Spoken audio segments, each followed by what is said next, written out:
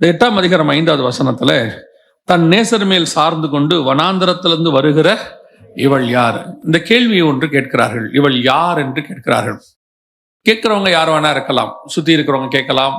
அந்த இடத்துல வசனம் சொல்லுது, அநேக கன்னியர்கள் உண்டு, மறுமனை அட்டைகள் உண்டு, என் புறாவோ என் உத்தமியோ ஒருத்தி அப்படின்னு வசனம் சொல்லுது. அப்போ அநேகர் அங்க சுத்தி இருக்கிறவர்கள் எல்லோரும் அவளை பார்த்து கேட்கிறார்கள், இவள் யார்? இப்படி வராலே இவளை குறித்து ஒரு அன்னோன் பர்சனாக அவர்கள் கேட்கிறார்கள். அப்போ மணவாட்டியை குறித்து அவர்களுக்கு யாருக்குமே தெரியவில்லை. மணவாட்டியை குறித்து அவள் யாருக்கும் தெரியல. அவளை பத்தி வெளி அரங்கமா பார்க்க முடியுது, ஆனா அவளை குறித்து அவர்கள் புரிந்து கொள்ள முடியவில்லை. அது எப்படி மணவாட்டியை பத்தி தெரியாம இருக்குமா அப்படின்னு சொன்னீங்கன்னா, இதற்கு ஒத்த ஒரு விஷயம் இந்த வசனத்துல இவங்க கேட்கிற இதே கேள்விதான் புதிய ஏற்பாட்டில் கேட்கப்படும். வாசிங்க, வெளிப்படுத்தின விசேஷம் 7ஆம் அதிகாரம் 13வது வசனம் வாசிங்க. அப்பொழுது மூப்பர்களில் ஒருவன் என்னை நோக்கி, வெள்ளை அங்கிகளை தரித்திருக்கிற இவர்கள் யார்? எங்கே இருந்து வந்தார்கள் என்று கேட்டான். இந்த கேள்வியை ஃபர்ஸ்ட் வச்சுக்கிட்டு பதில இங்க படிச்சு பாருங்க, உங்களுக்கு இருக்கும். வெள்ளை அங்கிகளை தரித்து கொண்டு வருகிற இவர்கள் யார்? எங்கே இருந்து வந்தார்கள்? இதான் அங்க கேட்கப்படுகிறது. இப்ப நீங்க இப்படி யோசிச்சு பாருங்க. பரலோகத்துல ஒரு கூட்டம் நிக்குது. 7ஆம் அதிகாரம் 9ஆம் வசனம் சொல்றது, வெளிப்படுத்தின விசேஷம், சிங்காசனத்திற்கு முன்பாகவும் ஆட்டுக்குட்டியானவருக்கு முன்பாகவும் நிற்க கண்டேன். ஆனால் அந்த இடத்துல தூதனும் கேட்கிறான், யோவானும் சொல்றாரு, இவர்கள் யார் அப்படின்னு கேட்ட உடனே யோவான் சொல்றாரு, எனக்கு தெரியாது அப்படிங்கிறார். அப்ப இந்த குரூப் பரலோகத்துல வந்து நிக்குது, சிங்காசனத்துக்கு முன்பா நிக்குது, ஆட்டுக்குட்டியானவருக்கு முன்பா நிக்குதுன்னா வேற யாரில்ல, நீங்கள் நானும் தான். நம்மளுக்கு தான் அங்கே சொல்லப்படுகிறது. இந்த சபை போய் அங்கே நிற்கும் பொழுது அங்கே ஒரு கேள்வி கேட்கப்படுகிறது, இவர்கள் யார்? எங்கிருந்து வந்தார்கள்? இந்த கேள்வி பழைய ஏற்பாட்டில் உன்னத பாட்டு 8:5 கேட்கப்படுகிறது, இவள் யார்? அதற்கு ஒரு பதில் அங்கே இருக்கு. எங்க இருக்கு? உன்னத பாட்டுல இருக்கு. அதற்கான அந்த விளக்கத்தை அதே 7ஆம் அதிகாரத்துல கீழே சொல்லுவாங்க. நல்லா கவனிச்சு பாத்தீங்கன்னு சொன்னா, இவர்கள் யார், எங்கிருந்து வந்தார்கள் அப்படின்னா அதுக்கு பதில் இங்க இருக்கு. 8:5 திருப்பி வாசிங்க உன்னத பாட்டு. தன் நேசர் மேல் சார்ந்து கொண்டு வனாந்தரத்தில் இருந்து வருகிற இவள் யார்? எங்கிருந்து வந்தார்கள்? வனாந்தரத்திலிருந்து வந்தார்கள். இப்ப இங்கே பதில் பாருங்க, 7ஆம் அதிகாரத்துல பாருங்க, இவர்கள் யார், எங்கிருந்து வந்தார்கள் அப்படின்னு சொல்லும் போது அடுத்த 14வது வசனத்தை வாசிங்க. அதற்கு நான், ஆண்டவனே, அது உமக்கே தெரியும் என்றேன். அப்பொழுது அவன், இவர்கள் மிகுந்த உபத்திரவத்திலிருந்து வந்தவர்கள், இவர்கள் தங்கள் அங்கிகளை ஆட்டுக்குட்டியானவருடைய இரத்தத்திலே தோய்த்து வெளுத்தவர்கள். எங்கிருந்து வந்தார்கள்? அதுக்கு உன்னத பாட்டுல என்ன பதில்? வனாந்தரத்திலிருந்து வந்தார்கள். வனாந்தரம் என்றால் உபத்திரவம். நாங்கள் அடிக்கடி இந்த வசனத்தை சொல்லிக்கொண்டே இருக்கிறோம். பல நேரங்களிலே நமக்கு இந்த சபைக்கு இந்த காரியங்கள் சொல்லப்படும் பொழுது நாம் சில வனாந்தரங்களை கிராஸ் பண்ண வேண்டியது அவசியமா இருக்கிறது நம்ம வாழ்க்கையில. அந்த வனாந்தரத்தை கிராஸ் பண்ணணுங்கிறது கர்த்தர் நியமித்து வைத்ததான ஒரு திட்டம். எல்லா காலத்திலும் இருக்கும், எல்லா நிலைகளிலும் இருக்கும். அந்தந்த காலத்துல நீங்க நல்லா கவனிச்சு பாத்தீங்கன்னு சொன்னா, இயேசு கிறிஸ்துவானவரை பத்தி சொல்லப்படும் பொழுது கூட இதே ஒரு ஸ்டார்டிங் பாயிண்ட் ஒன்னு இருக்கிறது. வாசிங்க, உன்னத பாட்டின் புஸ்தகம் 3:6 வாசிங்க. வெள்ளை போலத்தினாலும் சாம்பிராணியினாலும் வர்த்தகருடைய சகலவித கந்த பொடியினாலும் உண்டாகிய வாசனையை வீசி தூபஸ்தம்பங்களைப் போல் வனாந்தரத்திலிருந்து வருகிற இவர் யார்? இப்ப இயேசு கிறிஸ்துவை பத்தி கேட்கும் போது அந்த வசனம் தெளிவா சொல்லுது, வனாந்தரத்திலிருந்து வருகிற இவர் யார்? இப்போ இதே கேள்வி இயேசுவை பார்த்து ஒரு இடத்துல கேட்கிறாங்க. எவ்வளவு வசனம் மகத்துவங்கிறத உங்களுக்கு நான் சொல்றேன். இதே கேள்வி இயேசுவை பார்த்து கேட்கிறாங்க. மத்தேயு எழுதின சுவிசேஷம் 21ஆம் அதிகாரத்துல 10வது வசன வாசிங்க. அவர் எருசலேமுக்குள் பிரவேசிக்கையில் நகரத்தார் யாவரும் ஆச்சரியப்பட்டு இவர் யார் என்று விசாரித்தார்கள். இயேசு கிறிஸ்துவ 3ஆம் அதிகாரத்துல மணவாளனை பார்த்து கேட்கப்படுகிறதான ஒரு கேள்வி, வனாந்தரத்திலிருந்து வருகிற இவர் யார்? எனக்கு அந்த வசனத்தோடைய கம்பாரிசன் ஆவியானவர் சொல்லிக் கொடுக்கும் போது ரொம்ப ஆச்சரியமா இருந்துச்சு. இப்ப இந்த கேள்வியை கேட்கிறவங்க யாருன்னு கேட்டீங்கன்னா, எருசலேம் நகரத்தார்.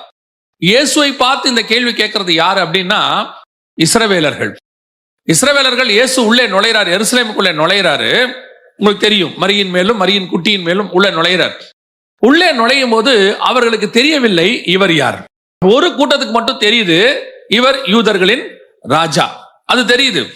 ஆனால் இந்த இடத்துல அவர்களுக்கு தெரியாத ஒரு ரகசியம் இருக்கு. நான் அதை உங்களுக்கு அடுத்து சொல்றேன். அப்ப யோசிச்சு பாருங்க, இயேசு கிறிஸ்து உள்ளே நுழையும் போது அவரோ தனக்கு சொந்தமானவற்றில் வந்தார்னு வசனம் சொல்லுது. இஸ்ரவேலருடைய யூதா கோத்திரத்துல அவர் வந்து பிறக்கிறார்னு பார்க்கிறோம் மாம்சத்தின்படி. ஆனால் அந்த ஜனங்கள் அவரை பார்த்து கேட்கிறார்கள், இவர் யார், எங்கிருந்து வரார் அப்படின்னு கேட்ட உடனே அதுக்கு அடுத்த வசனம் வாசிங்க. அதற்கு ஜனங்கள், இவர் கலிலேயாவில் உள்ள நாசரேத்திலிருந்து வந்த தீர்க்கதரிசி ஆகிய இயேசு என்றார்கள். உங்களுக்கு ஒரு விஷயம் தெரியுமா? நாசரேத்துல இருந்து இயேசு நேரா எங்க போனார் தெரியுமா? ஃபர்ஸ்ட் இவங்க சொல்றாங்க நாசரேத்துல இருந்து வந்த தீர்க்கதரிசி அப்படிங்கிறாங்க. 4ஆம் அதிகாரத்துல மத்தேயு எழுதின சுவிசேஷத்துல இயேசு கிறிஸ்து ஞானஸ்நானம் பெறும்படி போவார். 1வது வசனத்துல இருந்து இருக்கு. அவர் எங்கிருந்து வருவார்னா நாசரேத்துல இருந்து வருவார். நாசரேத்துல இருந்து ஞானஸ்நானம் எடுத்துட்டு கரையேறின உடனேயே அவர் ஆவியானவராலே வனாந்தரத்திற்கு கொண்டு போகப்பட்டார். அவருடைய ஸ்டார்டிங் பாயிண்ட் எங்க இருக்குது? வனாந்தரம். நாசரேத்துல இருந்து அவர் ஃபர்ஸ்ட் எங்க ஸ்டார்ட் பண்றாரு? வனாந்தரத்துல தான் ஸ்டார்ட் பண்றாரு மினிஸ்ட்ரி ஸ்டார்ட் பண்றது. நாசரேத்துல இருந்து வந்து ஞானஸ்நானம் எடுத்துட்டு வனாந்தரத்துல ஸ்டார்ட் பண்றாரு. இங்க வசனம் கேட்கப்படுது உன்னத பாட்டு 3:6 வனாந்தரத்திலிருந்து வருகிற இவர் யார்? மத்தேயு 21 கேட்கிறாங்க இவர் யார், எங்கிருந்து வராரு? அதுக்கு பதில் சொல்றாங்க கலிலேயாவில் உள்ள நாசரேத்திலிருந்து அவர் வராரு. இப்ப இந்த 3 வசனத்தையும் நல்லா கரெக்டா படிச்சு பாருங்க. கலிலேயாவில் உள்ள நாசரேத்திலிருந்து வனாந்தரத்துக்கு போய் இயேசு வனாந்தரத்திலிருந்து எருசலேமுக்குள்ளே நுழைகிறார் கடைசியாக. இப்ப கேட்கிறாங்க இவர் யார்? உன்னத பாட்டு பதில் சொல்லுது வனாந்தரத்திலிருந்து வருகிற இவர் யார். 3 கரெக்டா இருக்கும். உன்னத பாட்டு எங்க எப்ப எழுதப்பட்டது? சாலமோன் காலம். இயேசு கிறிஸ்து வனாந்தரத்துக்கு போக வேண்டியது எந்த காலகட்டம்? புதிய ஏற்பாடோட காலகட்டம். அவர் கரெக்டா வசனம் தெளிவா அப்படியே இந்த கோர்வை இதை படிக்கும் போது ஆவியானவர் சொல்றாரு இந்த வனாந்தரத்திலிருந்து புறப்பட்டு நாசரேத்துல இருந்து வனாந்தரத்துக்கு வந்து வனாந்தரத்துல இருந்து எருசலேமுக்குள்ள நுழைகிறாரு. இப்ப ஜனங்க கேட்கிறாங்க நாசரேத்துல இருந்து வர்ற தீர்க்கதரிசி இவர் தான். எங்க இருந்து வராரு? வனாந்தரத்துல இருந்து வர்றாரு. இததான் உன்னத பாட்டு சொல்லுது. அப்ப இயேசு கிறிஸ்துவும் இந்த ரூட்டுக்குள்ள தான் வந்திருக்கிறாரு. வனாந்தரத்துல தான் எருசலேமுக்குள்ள நுழைஞ்சிருக்கிறார். ஆனா இங்க என்ன பிரச்சனை இருக்குது அப்படின்னு கேட்டீங்கன்னா, இயேசு கிறிஸ்து இஸ்ரவேலுக்குள்ள நுழையிறாரு. இஸ்ரவேலுக்குள்ள வந்து அந்த ஜனங்கள் மத்தியில வனாந்தரத்துல நுழைந்து எருசலேமுக்குள்ள நுழையிறாரு. ஆனா வசனம் சொல்லுது ஜனங்களுக்கு இவர் யார் என்று தெரியவில்லை. இவர் யார் அப்படின்னு கேட்கிறாங்க. 33 வருஷம் அவங்களோட கூட இருந்திருக்கிறார். சரி, அது ஒரு பக்கம் மாம்சத்தில் இருந்தார், அதை விட்டுருங்க, அது கூட தெரியாம இருக்க வாய்ப்பு இருக்கு. ஆனால் அவர்கள் அவருடைய வேதத்தை கையில வச்சிருக்காங்க, அவர் எழுதி கொடுத்ததை வச்சிருக்காங்க. அந்த வேதத்துக்குள்ள இயேசு இருக்கிறார். இயேசுவே சொல்றாரு வேத வாக்கியங்களை ஆராய்ந்து பாருங்கள், அவைகள் என்னை குறித்து சாட்சி கொடுக்கிறது. கையில வசனம் வச்சிருக்கிறாங்க, வேதம் அவர் எழுதி கொடுத்தது. ஆனால் அவரை பார்த்து கேட்கிறாங்க இவர் யார்? இதே நிலைமைதான் இன்னைக்கு திருச்சபைக்கும் இருக்கிறது. திருச்சபை இன்னைக்கு இயேசுவை பார்த்து இந்த கேள்வி கேட்டுக்கிட்டே இருக்குது, இவர் யார்? உடனே நாம என்ன சொல்லுவோம்? அதே எப்படிங்க நாங்க கேட்போம், எங்களுக்கு தான் இயேசு யாருன்னு தெரியுமே. யாருன்னு தெரியும்? அந்த 21ஆம் அதிகாரத்துல வாசிக்கும் போது மத்தேயுல ஒரு கூட்டம் சொல்லுது யூதருக்கு ராஜாவாய் வருகிறவர் ஸ்தோத்தரிக்கப்படத்தக்கவர். அப்போ அவங்களுக்கு எருசலேம் நகரத்தாருக்கு இயேசுவை பார்க்கும்போது எப்படி தெரியுது? ராஜாவாக தெரியுது. சரி, அடுத்த ஒரு கூட்டம் அவன் என்ன சொன்னா? நாசரேத்துல இருந்து வரக்கூடிய தீர்க்கதரிசி. இயேசு இதே கேள்விக்கு பதில் சொல்லும் போது ஜனங்கள் என்னை யார் என்று கேட்கிறார்கள் அப்படின்னு சொல்லும் போது அந்த இடத்துல சீஷர்கள் சொல்றாங்க உம்மை சிலர் தீர்க்கதரிசி என்று சொல்லுகிறார்கள். அடுத்த கேள்வி இயேசு கேட்கிறாரு, நீங்கள் என்ன யார் என்று சொல்லுகிறீர்கள்? அவன் தீர்க்கதரிசின்னு சொல்லட்டும், ஒருத்தர் ராஜான்னு என்ன சொல்லட்டும், நீங்கள் யார் என்னை சொல்லுகிறீர்கள்? உடனே பேதுரு சொல்றாரு, நீர் யாரு? உன்னதமான தேவனுடைய குமாரன். ஆண்டவர் சொன்னாரு, இது பரலோகத்தினுடைய வெளிப்பாடு, இதை யாருக்கிட்டையும் சொல்லாத. நான் யாருன்னு உனக்கு என்ன சொல்லுச்சு? பரலோகம் சொல்லுச்சு. இன்னும் இயேசுவுக்கு பதில் கிடைக்கல. இயேசுவை தேவனுடைய குமாரன் நம்ம விசுவாசிக்கிறோம், மாற்று கருத்தே இல்லை. ஆனால் உன்னத பாட்டில் கேட்கப்பட்ட கேள்விக்கு இன்னும் பதில் இல்லை. வனாந்தரத்திலிருந்து வருகிற இவர் யார்? அப்ப அந்த வனாந்தரத்தில் வரக்கிற இயேசு யார் அப்படின்னா வசனம் சொல்லுது அவர் மணவாளன். அந்த மணவாளன் யாரு? சபைக்கு அவர் மணவாளன். யூதர்களுக்கு அவர் யாரு? ராஜா. ஒரு கூட்டத்துக்கு யாரு? அவர் தீர்க்கதரிசி. இன்னைக்கு இயேசு ஒரு கூட்டம் தீர்க்கதரிசின்னு ஒத்துக்குது, அவர் தான் தீர்க்கதரிசி, தி ப்ராஃபட் அப்படின்னு. ஒரு கூட்ட யூதர்களுக்கு அவரை ராஜாவாக பார்க்க முடியுது, ஒரு சிலருக்கு அவரை தேவனுடைய குமாரனாய் வெளிப்பாடு உள்ளவர்களுக்கு பார்க்க முடியுது. ஆனால் ஒரே ஒருத்தருக்கு மட்டும்தான் அவரை மணவாளனாக பார்க்க முடியும். ஏன்னா மனைவியால மட்டும்தான் அவரை கணவனா பார்க்க முடியும். வசனம் சொல்லுது 2 கொரிந்தியர் 11:2-3 சொல்லுது, கிறிஸ்து என்னும் ஒரே புருஷனுக்கு உங்களை ஒப்பு கொடுக்கும்படிக்கு அநேகருக்கு ராஜாவாக இருக்க முடியும். நல்லா கவனிச்சு கொள்ளுங்க, அநேகருக்கு எப்படி இருக்கலாம்? ராஜாவாக இருக்க முடியும். ஒரு நாட்டுக்கே ராஜாவா இருக்கலாம், மாற்று கருத்தே கிடையாது. அந்த நாட்டில் இருக்கிற பிடிச்சவன் பிடிக்காதவன் எல்லாருக்கும் அவர் தான் ராஜா, அதுல மாற்று கருத்தே இல்லை. இப்போ உலகமே கர்த்தருடைய கண்ட்ரோல்ல இருக்கு. இந்த நான் சொல்றது வானம் பூமி எல்லாம் கர்த்தருடைய கண்ட்ரோல்ல இருக்கு, அப்படிதான் பைபிள் சொல்லுது. ஆனா இந்த வானத்திலையும் பூமியில பிசாசுடைய கிரியை இருக்கா இல்லையா? இருக்குதானே? ஆனா இதுக்கும் சேர்த்து கர்த்தர் தான் என்னவா இருக்கிறாரு? ராஜாவா இருக்கிறாரு. ஒரு நாடு இருக்குது, அந்த நாட்டுக்குள்ள கொஞ்சம் தீவிரவாதிகள் இருக்கிறாங்க, அவங்க எல்லாம் அந்த அரசாங்கத்துக்கு எதிராக செயல்படுறாங்க. ஆனா அந்த மொத்த தேசத்துக்கும் அவர் தான் பிரதமராக, ஜனாதிபதியாக இருப்பார். அவங்க ஏற்றுக்கொண்டாலும் ஏற்றுக்கொள்ளாவிட்டாலும் சட்டப்படி அவர் தான். அதே மாதிரிதான் இயேசு கிறிஸ்து எல்லாருக்கும் ராஜா. ஏன்னா வெளிப்படுத்தல் 1:5 சொல்லுது, உண்மை உள்ள சாட்சியும் மரித்தோர்ந்து முதல் பிறந்தவரும் பூமியின் ராஜாக்களுக்கு அதிபதியுமாகி இயேசு கிறிஸ்து. அந்த பூமிக்கு அதிபதி யாரு? இயேசு கிறிஸ்து தான். ஒரு சிலர் எதிர்க்கலாம், ஒரு சிலர் இல்லைன்னு சொல்லலாம், ஆனாலும் அவர் தான் ராஜா. இரண்டாவது, ஒரு பர்டிகுலர் கூட்டத்துக்கு மட்டும் அவர் தீர்க்கதரிசி. பர்டிகுலர் கூட்டத்துக்கு மட்டும் அவர் தீர்க்கதரிசி. ஒரு சிலர் கூட்டம் சொல்லுவாங்க, வெளிப்பாடு உள்ளவங்க சொல்லுவாங்க, அவர் பரலோகத்தின் தேவன், தேவனுடைய குமாரன். அதையும் ஒத்துக்கிறோம். ஆனா ஒரே ஒருத்தர் மட்டும்தான் சொல்ல முடியும், இவர் என்னுடைய மணவாளன், கணவன். நிறைய பேர் சொன்னா என்ன ஆகும்? நிறைய பேர் சொன்னா என்ன ஆகும்? அநேகர் இவர் என்னுடைய கணவன், எப்படி இருக்கும் பாருங்க, தப்பா போயிடும். ஒரே ஒருத்தர் மட்டும்தான் சொல்ல முடியும், இவர் என்னுடைய மணவாளன். அப்ப யார் சொல்ல முடியும்? கற்புள்ள கன்னிகையாக அந்த ஒரே புருஷனுக்காக நியமிக்கப்பட்ட அந்த சபை மட்டும்தான் சொல்ல முடியும். சபை மட்டும்தான் சொல்ல முடியும், இவர் என்னுடைய மணவாளன். வனாந்தரத்திலிருந்து வருகிற இவர் எதுக்கு வந்தாரு? அங்கிருந்து புறப்பட்டு வந்தாரு. வரவழி ஃபுல்லா இவரை ஒவ்வொன்னா சொல்லிக்கிட்டே வரான். ஒரு கூட்டம் இவரை தச்சனின் மகன் நினைச்சு, ஒரு கூட்டம் இவரை மரியாளின் மைந்தன்னு சொல்லுச்சு, ஒரு கூட்டம் இவரை தீர்க்கதரிசின்னு சொல்லுச்சு, ஒரு கூட்டமே இவரை யூதருக்கு ராஜான்னு சொல்லுச்சு. எல்லாம் நடந்துகிட்டே வருது.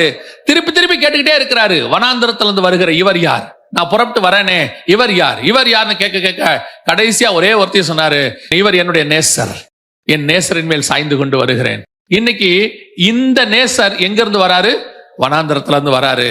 இப்போ இந்த மணவாட்டி இவர் கூட வரவளா இருந்தா, அவள் மணவாட்டியா இருந்தா அவ ஒருத்தி தான் இருக்க முடியும். அப்படி அவள் ஒருத்தியா இருக்கணும்னா இவ எங்கிருந்து வரணும்? வாசிங்க அந்த 8ஆம் அதிகாரம் 5ஆம் வசனம், திருப்பி வாசிங்க பார்ப்போம். தன் நேசன் மேல் சாய்ந்து கொண்டு வனாந்தரத்திலிருந்து வருகிற இவள் யாரு? அப்ப இவள் அந்த மணவாளனுடையதான மணவாட்டி என்று சொன்னால் கண்டிப்பாக அவர் மேல் சார்ந்து கொண்டு வருகிறவளாக இருக்கணும். கண்டிப்பா இவ எங்கதான் வரணும்? வனாந்தரத்திலிருந்து தான் வரணும். ஏன்னா மணவாளன் வனாந்தரத்திலிருந்து வராரு.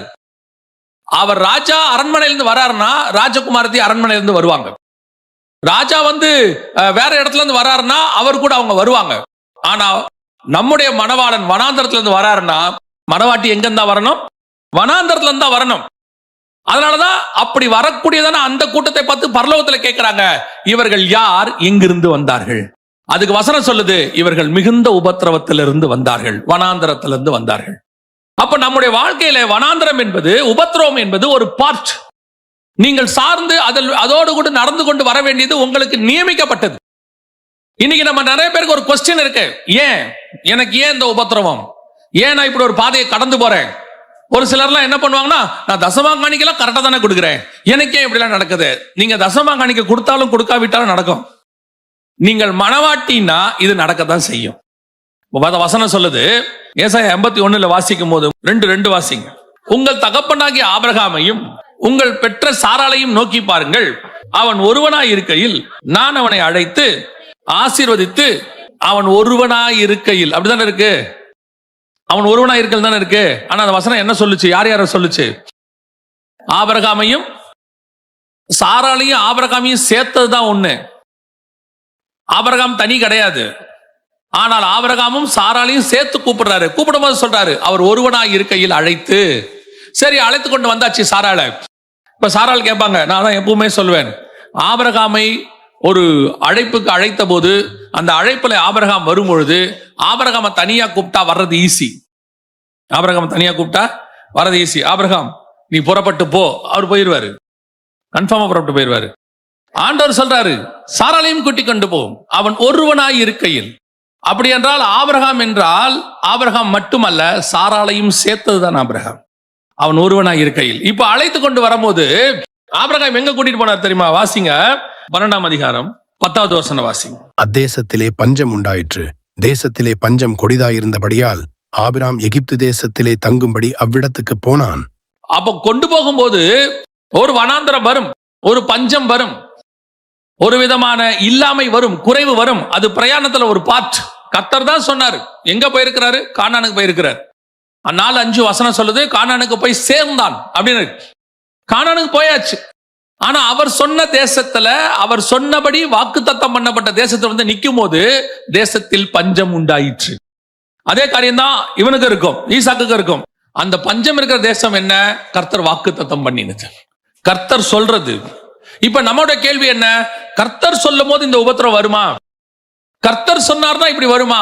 ஆண்டவர் சொல்லித்தானே நான் இந்த இடத்துக்கு வந்தேன், ஆண்டவர் சொல்லித்தானே இந்த ஊழியத்துக்கு வந்தேன், ஆண்டவர் சொல்லித்தானே இந்த வாழ்க்கைக்குள்ள வந்தேன், அப்புறம் ஏன் எனக்கு இப்படி நடக்குது? ஆண்டவர் சொல்றாரு, அது உன்னுடையதான பார்ட், உன் வாழ்க்கையில் அது ஒரு பகுதி. ஏன்னா நான் வனாந்தரத்திலிருந்து வந்தேன், என்னோடு கூட வருகிற நீயும் வனாந்தரத்துல தான் வரணும். வனாந்தரம் என்பது நம்முடைய வாழ்க்கையில ஒரு பகுதியாக இருக்கிறது. அதான் நான் சொல்வேன், வேதத்துல இருக்கிற அத்தனை பரிசுத்தவான்களும் இயேசு கிறிஸ்து வரைக்கும், பவுல் வரைக்கும் வனாந்தரத்தை கிராஸ் பண்ணாத பரிசுத்தவான்கள் கிடையாது. ஏதோ ஒரு சூழ்நிலை வரும், அது எந்த காலத்துல வரலாம். நீங்க இவரை எடுத்துக்கொள்ளுங்க, மோசையை எடுத்துக்கொள்ளுங்க, குழந்தை பிறந்த உடனே கொல்ல பாக்குறாங்க, அங்க ஆரம்பிக்குது. அதுக்கப்புறம் ஒரு 40 வருஷம் வனாந்தரம், பார்வோனுக்கு பயந்து ஓடுறான்னு இருக்கு. அப்புறம் 40 வருஷம் வனாந்தரம். அதுக்கப்புறம் இஸ்ரவேல் ஜனங்க, இவன் இந்த ஜனங்களுக்காக இவ்வளவு தியாகம், ஆனா அந்த ஜனங்க தான் அவனுக்கு விரோதமான முறுமுறுப்பு, அந்த ஜனங்க தான் அவனுக்கு விரோதமாக வந்து நிக்கிறாங்க. வாழ்நாள் முழுக்க ஏதோ ஒண்ணு பிரச்சனை இருந்துட்டே இருக்குது. அதை விட நான் ரொம்ப அடிக்கடி யோசிச்சு பார்ப்பேன், எப்படிதான் அந்த மனுஷன் காலம் தாழ்னானு. யாக்கோபு அவன் லைஃப்ல யங் பார்ட்ல இருந்து, அவனோட யூத்ல இருந்து, வாலிப பிராயத்துல இருந்து எடுத்துக்கோங்க, சாகர வரைக்கும் ஏதோ ஒரு பிரச்சனை அவனுக்கு இருந்துகிட்டே இருக்கும். அங்க இத்தனைக்கும் ஆண்டவர் வாக்கு பண்ணினது. ஆண்டவர் சொல்றாரு, நான் ஏசாவை வெறுத்தேன், யாக்கோபை அவர் நேசித்த அவன் வாழ்க்கையில நடந்த இன்சிடென்ட்ஸை கொஞ்சம் கவனிச்சு பாருங்க. முதல்ல அவங்க அண்ணன் கொல்ல பாக்குறான், அதுக்கப்புறம் சும்மா இருக்கிறவன அவங்க அம்மா கூப்பிட்டு சொல்றாங்க, போய் ஆசீர்வாதத்தை வாங்கிக்க. அது தேவ திட்டம், அது தேவ திட்டம், கரெக்டா தான் சொன்னாங்க. போய் ஆசீர்வாதத்தை வாங்கினா அவன் சொல்றான், எங்க அப்பா ஜாவா அவனை கொல்லாம விட மாட்டேங்கிறான். புறப்பட்டு அங்க போறான், அவனுக்கு ஒரு நல்ல மாமனர், அருமையான மாமனர். அந்த மாதிரிலாம் அமையாது பாருங்க, இல்ல அந்த மாதிரி அமையவே அமையாது. போன உடனே சும்மா இருக்கக்கூடாது, வேலை பாடுறான்னா. சரி வேலை பார்த்தா பொண்ணு கொடுக்குறேன்னா, கொடுத்தா வேற பொண்ணு கொடுத்துட்டான். அதுக்கப்புறம் 20 வருஷம் அங்க. அப்புறம் லாபானுக்கு பயந்து வரான், அவன் துரத்திட்டு வரான். இங்க வந்தா இந்த 2 பசங்க சிமியோனும் லேவியும் சேர்ந்து ஒருத்தனை போய் கொண்டுட்டாங்க, அவங்களுக்கு பயந்து வரான். அங்க இருந்து வந்தா யோசேப்பை காணோம். அதுக்கப்புறம் பார்த்தா பென்யமீனை தூக்கிட்டு போயிட்டான், யோசேப்பு கிட்ட விட்டு விட்டாருங்க. அவன் சொல்றான், என் நரைமயிரை துக்கத்தோடு கூட பாதாளத்தில் இறங்க பண்ணுகிறீர்கள். வாலிப பிராயத்திலிருந்து நரைமயிர் காலம் வரைக்கும் ஏதோ ஒரு பிரச்சனை பிரச்சனை பிரச்சனை பிரச்சனை. ஒரு சிலர்லாம் சொல்றாங்க, உண்மை, போன ஜெனரேஷன்ல உள்ள அப்பா அம்மாக்கள்ல நிறைய பேர் சொல்லுவாங்க, நான் பிறந்ததுல இருந்து கஷ்டத்தை பார்த்துக்கிட்டே இருக்கிறேங்க, என் வாழ்க்கையில நான் சந்தோஷத்தை பார்த்ததே இல்லைம்பாங்க. அப்ப நிறைய பேர் கேட்கிற கேள்வி என்ன, இப்படியே தான் போகணுமா, இதே தான் போகணுமான்னா, எல்லோருக்கும் அப்படி நியமிக்கப்படுகிறது இல்லை. அவர் மேல் சார்ந்து கொண்டு வருகிற அவர்களுக்கு அது நியமிக்கப்படுகிறது. அவங்க நல்லா இருக்கிறாங்களே, இவங்க நல்லா இருக்கிறாங்களே, அவங்க வாழ்க்கை அப்படி போதே, அது அவர்களுக்கு நியமிக்கப்பட்டது. நீங்க யோசிச்சு பாருங்க, தாவீதுக்கு இத்தனை மனைவிகள் இருக்கிறாங்க, அத்தனை மனைவிகளிலும் கர்த்தர் பத்சேபால செலக்ட் பண்ணி, பத்சேபாலுடையதான வயிற்றுல இருந்து வர சாலமோனை ராஜாவாக செலக்ட் பண்றார். ஏன் அப்படி? அபிகாயில் இவங்கள தேடி வந்தவங்க, மீகா இவர் தேடி போய் கூட்டிட்டு வந்தார். இவ்வளவு பேர் இருக்கும் பொழுது பத்சேபால் மட்டும் கர்த்தருடைய திட்டத்துக்குள்ள வரல வராங்க. பத்சேபாலுடைய பையனை மட்டும் செலக்ட் பண்றாரு. நீங்க ஏன் அந்த காரியத்தை நல்லா யோசிச்சு பாருங்க. தாவீதோடு கூட இருந்தவர்கள் அத்தனை பேரும் அவனோட ஆசீர்வாதத்தில் இருக்கும்படி வந்தவர்கள். ஆனா இந்த அம்மா வந்த வழி தப்பா இருக்குது. நான் சரின்னு சொல்லல, ஆண்டவரே அதுக்கு தண்டனை கொடுத்து முடிச்சிட்டாரு. வந்த வழி தப்பா இருக்கு. ஆனால் இந்த அம்மா அவனோட அரண்மனையில் இருக்கிறதிலும் வனாந்தரத்தில் அதிகமா இருப்பாங்க. மீகாவை பாருங்க, அரண்மனையில மட்டும்தான் அவங்க கூட இருப்பாங்க, எந்த வனாந்தரத்திலும் அவங்க கூட இருக்கவே மாட்டாங்க. அவங்க அப்பா துரத்தும் போது கூட ஓடி இருக்கணுமா இல்லையா? அமுச்சு வச்சிரும் அந்த அம்மா, நீ போயிரு தப்பிச்சுக்கோ. நம்ம என்ன நினைச்சுக்கிறோம், அந்த அம்மா தாவீதை காப்பாத்திருச்சுன்னு. ஆக்சுவலா பைபிள் படி கூட எல்லாம் போயிருக்கணும், கூட தானே போனோம், போகவே இல்லை. இப்ப சாரால் வந்தாங்கல்ல, ஆபிரகாம் கூட, ஈசாக்கு வந்தாங்கல்ல, ஈசாக்கோட ரெபேக்காள் வந்தாங்கல்ல, கூட தானே வரணும். மீகாள் வராது. மீகாள் சொல்லும், நீங்க போயிருங்க. சிலர் பாருங்க, நான் எப்பவும் சொல்லுவேன், இந்த யோபுவோட மனைவி மாதிரி ஒரு நல்ல அம்மாவை நீங்க பார்க்க முடியாது. உண்மையிலேயே அந்த அம்மா ரொம்ப நல்ல அம்மா, அவ்வளோ அழகா பிள்ளைகளை வளர்த்துறோம். அதுக்கப்புறம் அந்த ஆளுக்கு தலை முதல் கால் வரைக்கும் பரு வந்துடும். அவ்வளோ பரு வந்த பிறகும் எல்லாரும் போயிருவாங்க, அந்த அம்மா மட்டும் போகவே போகாது, கூடவே இருக்கும். அதுக்கப்புறம் வசனம் சொல்லும், ஆண்டவர் 10 பிள்ளைகளை கொடுத்தார். அந்த 10 பிள்ளைகள் பெற்றெடுக்கிறதுக்கு அந்த அம்மா கூட இருந்திருக்கா இல்லையா? இவ்வளோ கஷ்டத்துல அந்த அம்மா கூட இருந்திருக்கு தானே. ஆனா நம்ம அந்த அம்மாவை என்னைக்காவது நல்ல அம்மாவை பார்த்திருக்கோமா? என்னைக்காவது பார்த்திருக்கோமா? நம்ம இன்னைய வரைக்கும் அந்த அம்மா கிட்ட இருக்கிற ஒரே ஒரு வார்த்தையை சொல்லிட்டே இருக்கிறோம். என்ன சொல்றோம்? தேவனை தூஷித்து. பல நேரங்களில வனாந்தரத்துல நீங்க யோசிச்சு பாருங்க, அவ்வளோ பஞ்சம், யோபுக்கு எல்லாம் போச்சு. அந்த அம்மா போகவே இல்லை. தேவனை தூஷித்து ஜீவனை விடும், அது 2வது பார்ட். அந்த அம்மா போகவே இல்லை, கூடவே தான் இருக்கு. எல்லா நிலையிலையும் கூட தான் நிக்குது. ஒரு ஆளுக்கு தலையிலிருந்து கால் வரைக்கும் பரு வந்தா உடம்பு எப்படி இருக்கும்னு நினைக்கிறீங்க? சரியான பிறகு நான் கேட்கிறேன், எப்படி இருக்கும்னு நினைக்கிறீங்க? உடம்பு முழுக்க தழும்பு இருக்கும். உடம்பு முழுக்க தழும்பு. அந்த ஆளோட கூட கடைசி வரைக்கும் அந்த அம்மா இருந்திருக்கு. ஆனாலும் கூட அந்த அம்மாவை பத்தி நம்ம எந்த குறைய பேசிட்டு இருக்கிறோம்? அதுக்கு நடுவில் அவங்க பேசின அந்த ஒரு வார்த்தை, அது மட்டும்தான் இன்னைக்கு வரைக்கும் நிக்குது பாருங்க. ஆனால் கஷ்டத்துல அந்த அம்மாவை கர்த்தர் விடவே இல்லை. வனாந்தரத்துல கூட வரும்போது நான் சொல்லுகிறேன், அது சகோதரிகளுக்கு இல்லை, பொதுவா சொல்றேன், கர்த்தர் ஒரு கடினமான பாதையில் நடத்தும் போது அந்த பாதையில கூட வாங்க, கர்த்தர் மேல சார்ந்து கொள்ளுங்க. நான் அடுத்த பாயிண்ட் அதான் சொல்ல போறேன். அப்படியே வாங்க. அது வனாந்தரமா தான் இருக்கும். சில பிரச்சனைகள் இருக்கும். அது சரீர அளவிலையோ ஆவிக்குரிய அளவிலையோ ஏதோ ஒண்ணுல இருக்கும். வேதம் சொல்லுகிறது, வனாந்தரத்திலிருந்து அவரும் வந்தார், வனாந்தரத்திலிருந்து இவளும் வந்தார். இவள் யார்? எங்கிருந்து வருகிறாள்? மிகுந்த உபத்திரவத்திலிருந்து வந்தவர்கள்.